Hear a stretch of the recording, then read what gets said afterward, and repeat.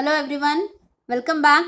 So in the series of videos we are seeing so many things regarding struts 2. So we have seen basic introduction, how to develop a simple struts application. We have seen regarding the MVC pattern of struts. Then in the previous video we have seen about the actions. That is a heart of the struts. We have seen about the actions. So now we are going to see another thing called as interceptors. So in this video, we'll be seeing the introduction for interceptors. Then it gives a cleaner separation in MVC. So what is that? What type of separation interceptor is giving? Then we'll be seeing the invocation of interceptors. How we are going to invoke an interceptor. Then the workflow of interceptors. So now starting with the introduction. The interceptor is responsible for most of the processing done by the framework. So actually how it is going to work, so action and then there is a model, view, control. அப்படினு மூணு யூனிட்டா இருக்கும்னு சொல்றோம். மாடல்ங்கிறது action, viewங்கிறது result, இங்க controlங்கிறது filter dispatcher அப்படினு படிச்சிருக்கோம். ஸ்டட்ஸ்ல action, result, filter dispatcher. So action ஓட work என்னன்னு பார்த்தோம்னா it is the business logic, data transfer பண்றதுக்கு இதெல்லாம் action ஓட workன்னு சொல்லிருக்கோம். Result, what is rendered, what is a view, what is the user is seeing, that is a result அப்படினு பார்த்திருக்கோம். Filter dispatcher, it acts as a controller between the action and view அப்படினு பார்த்திருக்கோம். Then what is meant by interceptor அப்படினு பார்த்தோம்னா இந்த frameworkல most of the processing in between செய்ய போறது interceptor தான். So we are having so many built-in interceptors and those interceptors are declared in default stack. So default stackல நிறைய built-in interceptors இருக்கும். Again struts default packageல தான் இந்த default interceptorம் இருக்க போகுது. Default stackம் இருக்க போகுது. So நீங்க built-in interceptor வேணும்னா you have to access this struts default package and you can use this default stack built-in interceptor. Okay. So this default stack handle the fundamental task. So interceptors immensely improve the level of separation in MVC. So ஒரு model view controller already அதுவே ஒரு separate units இருக்குது. அதில் நிறைய advantages பார்த்திருக்கோம். தனித்தனி separate units இருக்கிறதுனால again it is going to improve அப்படின்னு சொல்றாங்க. அந்த separation it is going to improve. So interceptor act as a component between the controller and action. So model view controller is going to act as an intermediate between the action and view னு சொல்லிருக்கோம். So இப்போ action and controller in betweenல interceptors work ஆக போகுதுன்னு சொல்றாங்க. So we can see how it is going to work. So it creates a cleaner separation in MVC. Interceptors removes the cross-cutting, pre-processing and post-processing task from the action components. ஒரு action componentsல இருந்து cross cutting, pre-processing and post-processing task interceptors remove பண்ணிடுமா. So first we have to know what is a cross cutting, pre-processing and post-processing task. அது தெரிஞ்சாதான் how it is going to removeங்கிறது தெரியும். So cross cutting task ன்னு பார்க்கும்போது for example you imagine a web application where a login is a compulsory thing. லாகின்ங்கிறது கம்பல்சரியா இருக்கணும்ங்கிற மாதிரி ஒரு web application imagine பண்ணிக்கோங்க. Are you go and browse today நீங்கள் போய் நெட்டில் ஒரு வெப் அப்ளிகேஷன் ஒர்க் பண்ணி பாருங்கள். அந்த சைட்டில் என்னவா இருந்திருக்கணும், எந்த பேஜை ஆக்சஸ் பண்ணுறது, அந்த பர்டிகுலர் வெப்சைட்டில் எந்த பேஜை நீங்கள் ஆக்சஸ் பண்ணனாலும் லாகின் கம்பல்சரின்னு இருந்திருக்கணும். அப்போ ஒன்று நீங்கள் என்ன பண்ணலாம், லாகினை கிளிக் பண்ணிவிட்டு லாகின் பண்ணி then you can browse all the pages. Sometimes login பண்ண மறந்துடுவோம், ஏதாவது ஒரு பேஜை டேரெக்டாக எடுப்போம். It be page 2. பேஜ் 2 எடுத்தாலும் அகெயின் அங்கே என்ன கேட்கும், லாகின் அப்படிங்கிறது கேட்கும். நீங்கள் லாகின் பண்ணதுக்கு அப்புறம் தான் page 2 will be given access to you. Similarly நீங்கள் இல்லை நான் பார்த்துட்டே இருக்கும்போது I go for a page 4, நான் லாகின் ஆகலை, அங்கேயும் அதே கேஸ் தான். Again it ask for a login. So அது ஒன் டைமாக நீங்கள் லாகின் பண்ணிடணும். லாகின் பண்ணாமல் நீங்கள் வேறு எந்த பேஜ் போக ட்ரை பண்ணாலும் it will B asking A login. So அப்போ இப்போ நமக்கு இதில் ஒரே ஒரு விஷயம் தெளிவாயிடுச்சு. அப்போ பேஜ் 1ல் இருக்கிற ஆக்ஷனுக்கு மட்டும்தான் லாகின், பேஜ் 2ல் ரன் ஆகிக்கிட்டு இருக்கிற ஆக்ஷனுக்கு மட்டும்தான், that is a business logic, அங்கே இருக்கிற ரன் ஆகிட்டு இருக்க லாஜிக்கு தான் ஆக்ஷன். பேஜ் 4ல் இருக்கிற ரன் ஆகிட்டு இருக்க லாஜிக்கு தான் உங்களுக்கு லாகின் அப்படிங்கிறது கிடையாது. அப்போது எந்த ஆக்ஷனாக இருந்தாலும் லாகின்ங்கிறது கம்பல்சரி. அப்போ login cannot be an action. அப்போ லாகின்ங்கிறத நான் ஆக்ஷன்னு வைக்கணுங்கிற அவசியம் இல்லை. So login is necessary where every action to get executed. எல்லா ஆக்ஷனும் எக்ஸிக்யூட் ஆகணும்னா login is a compulsory thing. So logging is an administrative task that is done for every request of a process. Every request of a process னா என்ன அர்த்தம்? ஒவ்வொரு ரெக்வெஸ்ட்ல இருந்தும் நான் ஒவ்வொரு பேஜை ஆக்சஸ் பண்ணுவேன். அப்போ எல்லா ரெக்வெஸ்ட்டுக்கும் எனக்கு எது கம்பல்சரி? லாகிங்கிறது compulsory.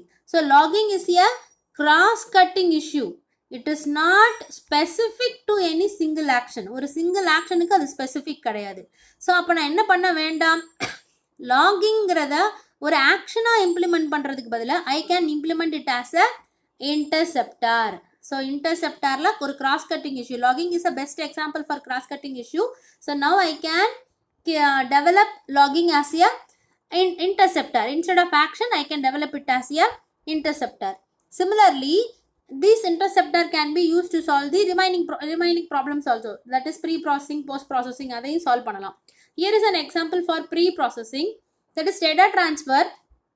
Every action needs some data to be transferred from the request parameter to the domain specific parameter. So, client அவங்களோட ரெக்வஸ்ட் சப்மிட் பண்ணும்போது யூஆர்எல்ல either through the get method or through the post method அவங்க request பண்ணுற எல்லா பேராமீட்டர்ஸும் ஃபார்மில் type பண்ண எல்லா பேராமீட்டர்ஸும் இங்கே வரும். அது வரும்போது அதை நம்ம இங்கே ஜாவா பீன் யூஸ் பண்ணி காப்பி ஆகிடும். ஆக்ஷனில் உள்ள டேட்டாவை ப்ராசஸ் பண்ணுறதுக்கு காப்பி ஆகிடும்னு சொன்னோம். And again this is not the core work of the action.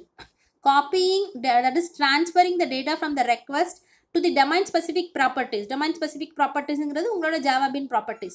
That is not a main work of a action. அதை நம்ம என்ன பண்ணிடலாம்? Instead of, because action ஓட logic work ஆகணும்னா data transfer ஆகியிருக்கணும். அப்போ action fire ஆகிறதுக்கு முன்னாடி this must be done before the action fires. Action fire ஆகிறதுக்கு முன்னாடி இது நடந்துடணும். So it is called as a pre-processing task, and here we have a built-in interceptor called as params. So params is an interceptor, built-in interceptor, which can automatically transfer the data from the request parameter to the domain specific parameters. So in this way we can also build interceptors for pre-processing task. So now how to call a interceptor, how to invoke a interceptor, because actions எப்படி invoke ஆகும் நமக்கு தெரியும். கிளையண்ட்ல இருந்து எந்த ரெக்வஸ்ட்டோ அந்த URL கால் பண்ணும்போது automatically that URL is mapped to action. But ஆனால் interceptors எப்படி கால் ஆக போகுது அப்படின்னு பார்த்தோம்னா, instead of having a simple controller invoking action directly, interceptor can sit between the controller and the action. So அப்போ கண்ட்ரோலரில் இருந்து ஆக்ஷன் டைரக்டாக கால் ஆகிறதுக்கு பதிலாக interceptor can sit between the controller and the action. So now அப்போ என்ன ஆகும்? ஆக்ஷனுங்கிறது டைரக்டாக கால் ஆகாது, அதுக்கு பதிலாக உங்களுக்கு இன்டர்செப்டார் கால் ஆகும். Invocation of action is a layered process which involves execution of stack of interceptors. So அப்போ ஒரு ஆக்ஷனுக்கு முன்னாடி ஒரு இன்டர்செப்டார் தான் வைக்க போகிறோமான்னு கேட்டால் கண்டிப்பாக கிடையாது. You will be having so many interceptors. அப்போ ஒரு ஸ்டாக் ஆஃப் இன்டர்செப்டார்ஸாக ஒரு ஆக்ஷனுக்கு முன்னாடி இருக்க போகுது. அப்போ ஒரு ஆக்ஷனை கால் பண்ண போகிறோம், ஒரு ஆக்ஷனை இன்வோக் பண்ண போகிறோம்னா is a layer process. So அப்போ அந்த ஆக்ஷன் கால் ஆகுறதுக்கு முன்னாடி ஸ்டாக் ஆஃப் இன்டர்செப்டார்ஸ் கால் ஆக போகுது. கால் ஆகி முடிச்சதுக்கு அப்புறம் தான் நமக்கு ஆக்ஷன் கால் ஆக போகுது. The execution of interceptors will be prior to, after and during the actual execution of action itself. So அப்போ வந்து இன்டர்செப்டார்ஸ் வந்து எல்லாமே ஆக்ஷனுக்கு முன்னாடியே கால் ஆகி முடிச்சிருமான்னு கேட்டால் கிடையாது. It depends upon the nature of the interceptors. Some interceptors will be prior to action. ஒரு ஆக்ஷன் கால் ஆகிறதுக்கு முன்னாடியே கால் ஆகி முடிச்சிடும். Some of the interceptors will be called after the action. Action முடிஞ்சதுக்கு அப்புறம் நடக்கும். And some interceptors during the actual execution நடக்கும் போதும் சில interceptors ரன் ஆகிட்டு இருக்கும். So instead of invoking actions execute of directly, now we are going to call the object of action invocation. So already we have seen actionல எழுதுற உங்களோட business logic execute of methodல எழுதுவோம்னு சொல்லியிருக்கோம். அப்போ ஒரு client request பண்ணினாங்கன்னா it means அது கரஸ்பாண்டிங்காக இருக்கிற ஆக்ஷனில் இருக்கிற execute method கால் ஆகுங்கிறது தான் அதோட அர்த்தம். ஆனால் இப்போ என்ன பண்ண போகிறாங்கன்னா அந்த எக்ஸிக்யூட்டை டைரெக்டாக கால் பண்ணாமல் they are going to call the object of the action invocation. So object of action invocation encapsulates the action and all of interceptors. அப்போ அந்த ஆக்ஷன் இன்வொகேஷனுங்கிற ஆப்ஜெக்டில் என்ன இருக்க போகுது, எல்லா அந்த ரெக்வஸ்ட்டுக்கு ஏற்ற எல்லா ஆக்ஷன்ஸும் அண்ட் அதுக்கு ரிலேட்டடாக இருக்கிற interceptors, all those will be in the object action invocation. The invocation of action must first travel through the stack of interceptors associated with that action. அப்போ ஒரு ஆக்ஷன் கால் ஆகணும், ஒரு ஆக்ஷன் இன்வோக் ஆகணும்னா என்ன பண்ணியிருந்துருக்கணும், first it should travel the stack of interceptors இருக்கிற அதுக்கு அசோசியேட்டடாக இருக்கிற எல்லா இன்டர்செப்டார்ஸையும் கால் பண்ணி எக்ஸிக்யூட் பண்ணிவிட்டு அதுக்கப்புறம் தான் அதோட ஆக்ஷனை கால் பண்ண போகிறோம். So this is how we are going to invoke the interceptors. So now we will be seeing the workflow of interceptor.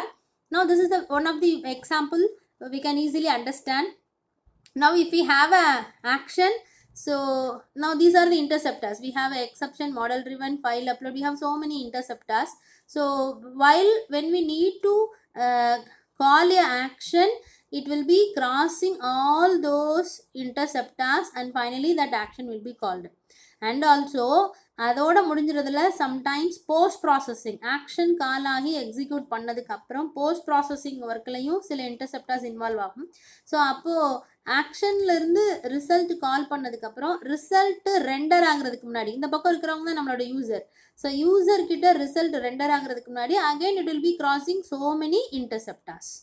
So இப்படியும் இருக்கும். So, in either cases, before action or after action or during the execution of action, in any time, interceptors may be involved. The action will execute and return a control string that selects the appropriate result. After the result executes, each of interceptors in reverse order gets a chance to do some post-processing work. So, அப்போ action complete ஆனதுக்கு அப்புறம் reverse orderல interceptors work ஆகும்போது நமக்கு என்ன கிடைக்கும், action முடிஞ்சதுக்கு அப்புறம் post processing work எதுவும் பண்ண வேண்டியிருந்தால் பண்ணிக்கலாம். Action invocation encapsulates the execution of the action with this associated interceptors and result. அப்போ ஒரு ஆக்ஷன் இன்வொகேஷன் அப்படிங்கிறது வெறும் ஆக்ஷன் மட்டும் கிடையாது, it is associated with the interceptors and results. இது எல்லாம் சேர்ந்தது தான் ஒரு ஆக்ஷனோட இன்வொகேஷன். ஒரு ஆக்ஷன் இன்வோக் ஆக போகுதுன்னா வெறும் ஆக்ஷன் மட்டும் invoke ஆகாது, அதோட அசோசியேட்டடாக இருக்கிற interceptors and result everything will be invoked. Okay, now so this is the basic thing regarding the interceptors. In the next video we will be seeing more things related to this interceptor. Thank you.